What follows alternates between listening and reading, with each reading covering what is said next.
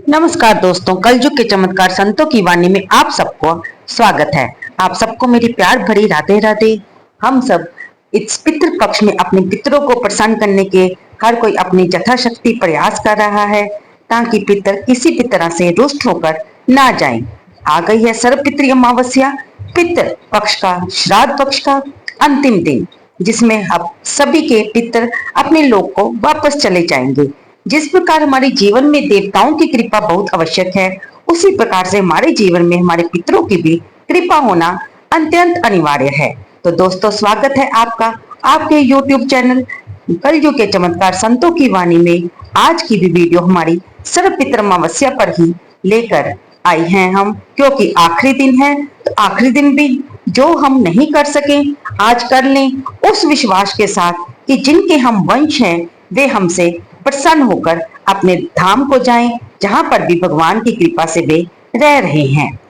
दोस्तों, देव कार्य तब तक सफल नहीं होता जब तक पितृ कार्य पूर्ण ना हो। इसलिए नवरात्रों से पूर्ण ये श्राद्ध पक्ष, जो कि 16 दिनों का होता है, हमें लोगों को पितृ कार्य के लिए प्रेरित करते हैं। और जब ये पितृ कार्य उनके पितरों के निमित्त पूर्ण हो जाते हैं, तो फिर देव कार्य भी सिद्ध हो जाते हैं। क्योंकि हम जिस समाज में रहते हैं, जहां पर जीते जाते माँ बाप के लिए हम जी रहे हैं, और मरने के बाद भी हम उन्हीं माँ बाप के लिए जी रहे हैं। हम ऐसे समाज, ऐसी संस्कृति में रहते हैं जहां पर माँ बाप को डैड मॉम नहीं, माँ बाप को माता पिता के रूप में जाना जाता है, भगवान का दूसरा दर्जा दिया जाता है।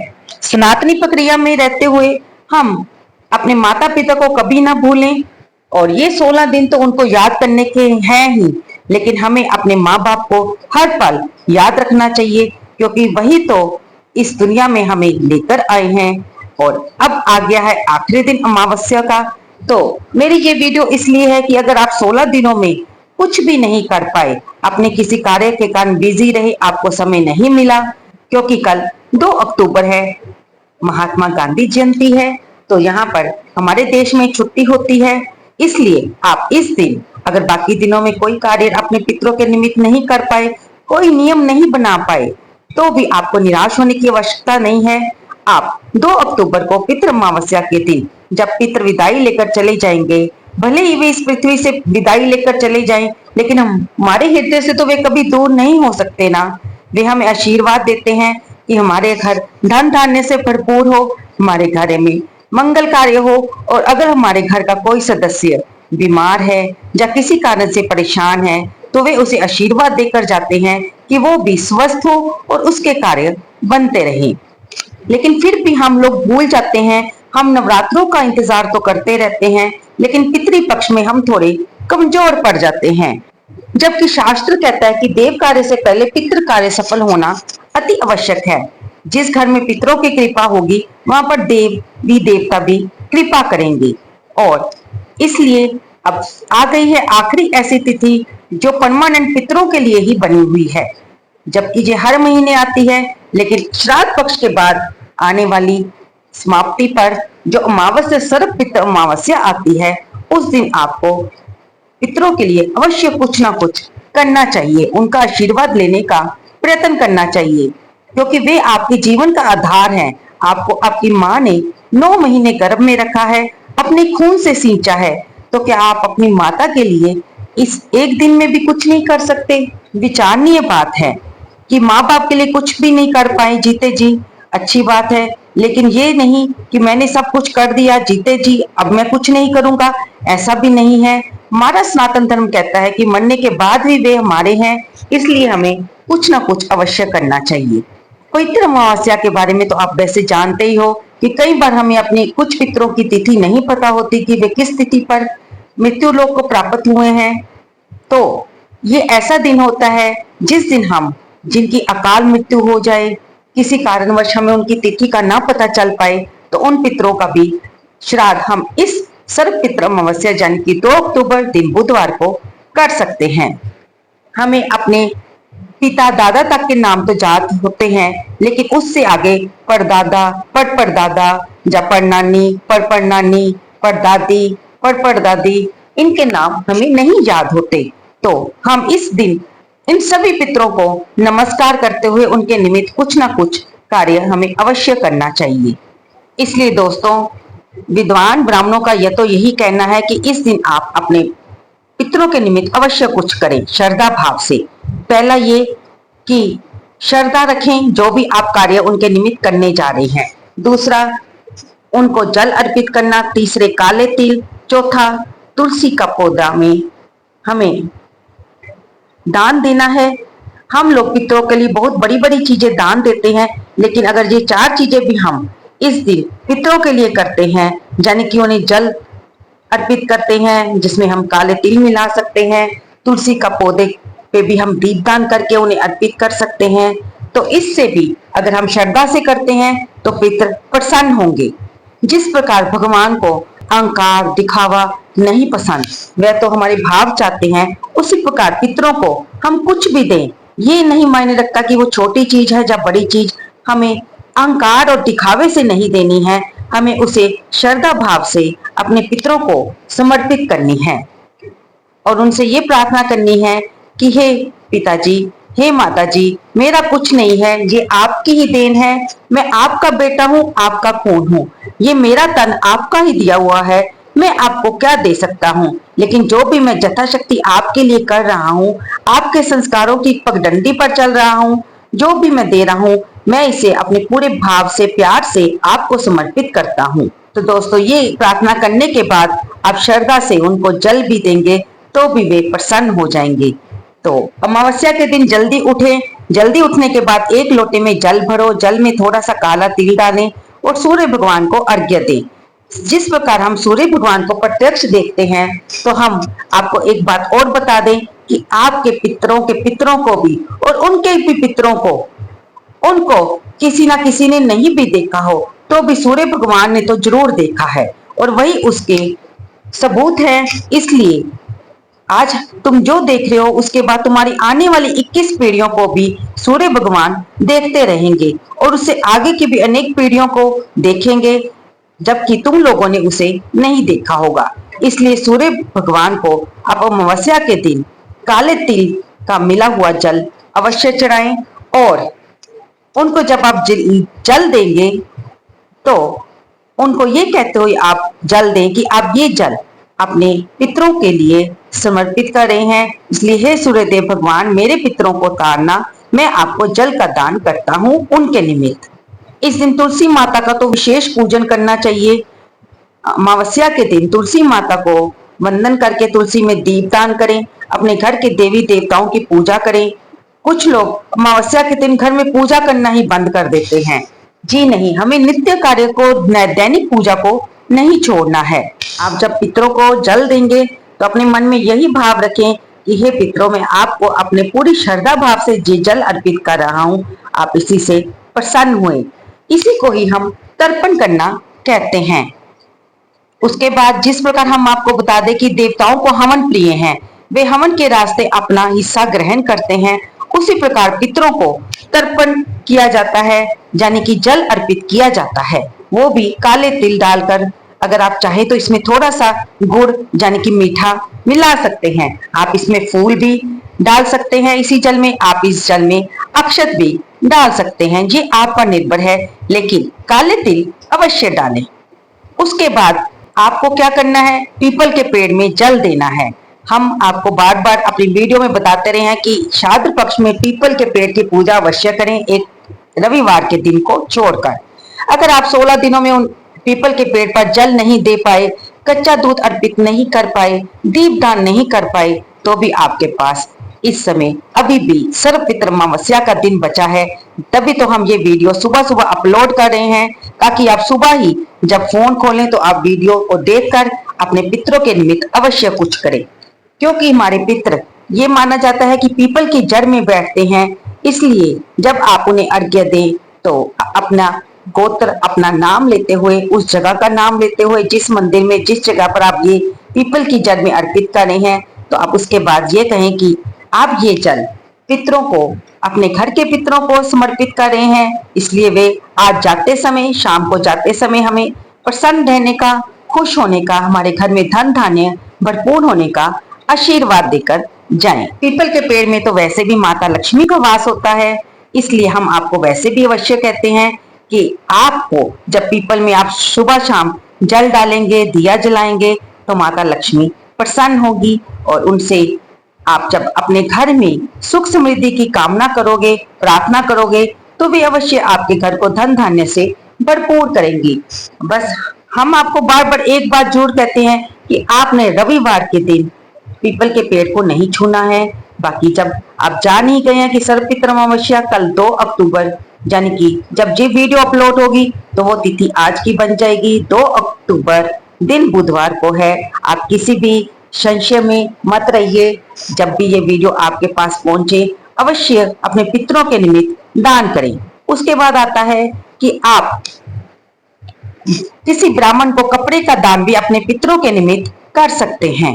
आपको अपने पितरों को प्रार्थना ही करनी है, हे पितरों हम आपको क्या दें, हम तो अधूरे हैं, आपने अपने कार्य को पूरा करना है, हम आपके बच्चे हैं, हमसे अज्ञानतावश कुछ ना कुछ ऊपर नीचे कुछ ना कुछ भूल हो जाती है, आप तो हमारे माँ बाप हैं, हमारे पितर हैं, हमें क्षमा करते हुए हमें आशीर्वाद दें। और बच्चे माँ बाप कभी अपने बच्चों को बुरा नहीं चाहते, इसी प्रकार पितर भी हमारा बुरा नहीं चाहते। हाँ, अगर कहीं पर हमसे कोई भूल चूक हो गई है तो वे उसे सुधारने के लिए हमारा मार्गदर्शन भी करते हैं। जैसे कि आपने मेरी पिछली वीडियो में देखा कि कैसे प्रजापति रुचि के ऋषि रुचि के पितर उन्हें समझाने आए कि वे विवाह कर लें और उनसे संतान उत्पत्ति करके अपने वंश को बढ़ाएं और पितरों का उद्धार करें। क्योंकि अगर हम अपने माँ बाप को, जन की अपने पितरों को इग्नोर करेंगे, उनको तरफ उनको याद नहीं करेंगे, तो वे भी तो दुखी होंगे ना। आप खुद की तरफ देखिए, अगर आपके बच्चे आपको याद नहीं करते तो आपको दुख होता है ना, आपको नहीं पूछते, आपका मन परेशान होता है ना। इसी प्रकार वही रूल पितरों पर भी लागू कर होता है। बाकी ये तो अपने श्रद्धा और विश्वास की बात है। हम तो हर वीडियो में कहते हैं कि हर इंसान के दो पक्ष होते हैं, कोई इंसान पितृ पक्ष को मानता है, कोई नहीं विश्वास करता। ये आपका निजी मामला है, आप करें या ना करें। हम तो आपसे प्रार्थना ही कर सकते हैं क्योंकि हम सनातन धर्म से बिलोंग करते हैं और हमारा यही विचार है। हमने अपने गुरुओं से, अपने बड़ों से जो भी सीखा है कि हमें श्राद्ध कर्म को पूरी श्रद्धा से करना है, हम अपने घर में भी करते हैं और इस वीडियो के जरिए आपको भी यही करने का सलाह देते हैं। और उसके लिए आपके पास हम नई नई वीडियो लेके आते हैं जिसे हम पहले भी देखते हैं, सुनते हैं कि वाकई उसमें हमारे काम की जानकारी है जिसे हम आगे आप तक पहुंचाते हैं। आप घर पर अपने पितरों के लिए इस दिन सुबह स्नान करने के बाद, सूर्य को जल अर्पित करने के बाद सात्विक भोजन बनाएं। उसमें आप एक ब्राह्मण को भी जिमा सकते हैं और ज्यादा ब्राह्मण को भी आप यथाशक्ति दे सकते हैं। किसी जरूरतमंद व्यक्ति को भी खाना खिला सकते हैं। आज के दिन आपने को किसी के साथ बुरे वचन नहीं बोलने हैं, किसी से कलह कलेश नहीं करना है, क्योंकि ना जाने किस रूप में पितर हमारे सामने खड़े हों। आप ये ध्यान रखें कि आपके घर से द्वार पर आया हुआ कोई भी व्यक्ति अगर मांगने आया है तो वह खाली हाथ ना जाए। और जाते जाते हम आपको एक और बात बता दें कि अगर आप ब्राह्मण भी नहीं जिमा सकते, आपके पास समय नहीं है, आपको छुट्टी नहीं है, आपको काम पे जाना है, बहुत बिजी हैं, बहुत व्यस्त हैं, तो आप जाते जाते सुबह मंदिर में एक लोटे जल में काला तिल डालकर ओम नमो भगवते रुद्राय कहते हुए ये जल शिवलिंग पर डाल दीजिए और भगवान शंकर से प्रार्थना करें कि प्रभु ये जल मैं अपने पितरों के निमित्त आप पर डाल अर्पित कर रहा हूँ, कृपया मेरे पितरों को प्रसन्न रखना, उनका मंगल करना, उन्हें उदर गति प्रदान करना और वे भी जाते हुए मेरे परिवार को खुश की धन धान्य से भरपूर होने की आशीर्वाद देकर जाएं। तो आप ऐसे भी शिवलिंग पर जल डालकर अपने पितरों के निमित्त प्रार्थना कर सकते हैं। भगवान, आप कहेंगे कि यह क्या बात हुई कि पितरों को देना है कि भगवान शंकर को देना है।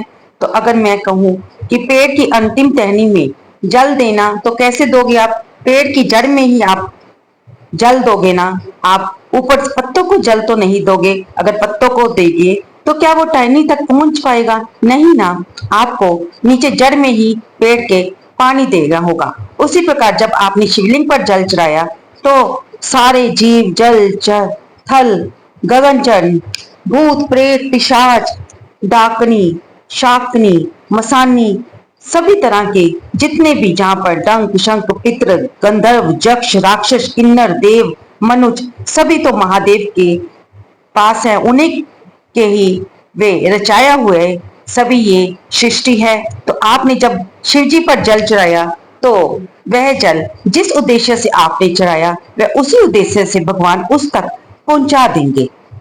यानी कि अगर आपने पितरों के निमित्त कामना करके उनसे प्रार्थना करके अपने जल को शिवलिंग पर चढ़ा दिया है तो वह आपके पितरों तक ही जाएगा। भगवान शिव पर ये एक लोटा जल चढ़ाने से आपकी कितनी ही पीढ़ियों की तृप्ति हो रही है। तो ये मौका कितना अच्छा है, हम कहते हैं ना गोल्डन चांस, तो ये वही मौका है, ना जाने दीजिए इसे हाथ से। ये मोक्ष की सीढ़ी है, इस मोक्ष की सीढ़ी पर अपने पितरों को भी आप मोक्ष दिला सकते हो और खुद भी उनके आशीर्वाद के भागी बन सकते हो। हमारी गंगा, हमारी जमुना, हमारी सरस्वती, हमारे समस्त 33 कोटि देवता, हमारे पितृ सारे शिवलिंग में ही विराजमान होते हैं। इसलिए आपके पितर भी सभी शिवलिंग में ही विराजमान हैं। तो भैया इधर उधर क्यों भटके, शिवलिंग पर ही जल चढ़ा दीजिए। इस मौके को हाथ से बिल्कुल ना जाने दीजिए। ओम नमो भगवते रुद्राय का मंत्र बोलते हुए अपने पितरों को तृप्त करने की प्रार्थना करते हुए भगवान भोलेनाथ पर शिवलिंग पर आप काले तिल मिला हुआ जल अर्पित कर सकते हैं, जिसमें आप कच्चा दूध भी डाल सकते हैं और थोड़ा सा मीठा यानी कि गुड़ या शक्कर या बतासे भी डाल सकते हैं।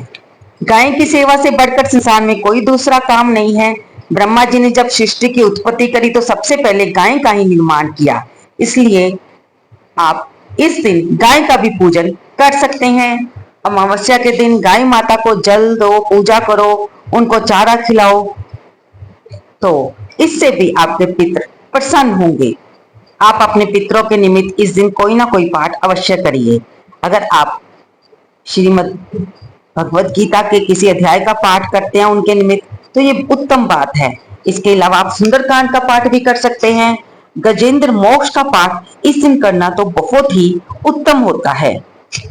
हम तो अंत में आपसे सिर्फ यही कहेंगे कि धन्य है वो वाणी जो अपने पितरों के मंगल कामना के लिए भगवान से प्रार्थना कर रही है। धन्य है वो हाथ जो भगवान शंकर पर अपने पितरों के निमित्त जल चढ़ा रहे हैं, जब पीपल के वृक्ष की जड़ में जल चढ़ा रहे हैं और उनके लिए प्रार्थना कर रहे हैं। धन्य है वो आंखें जो अपने पितरों की कामना को लेकर शिव के पास गई हैं।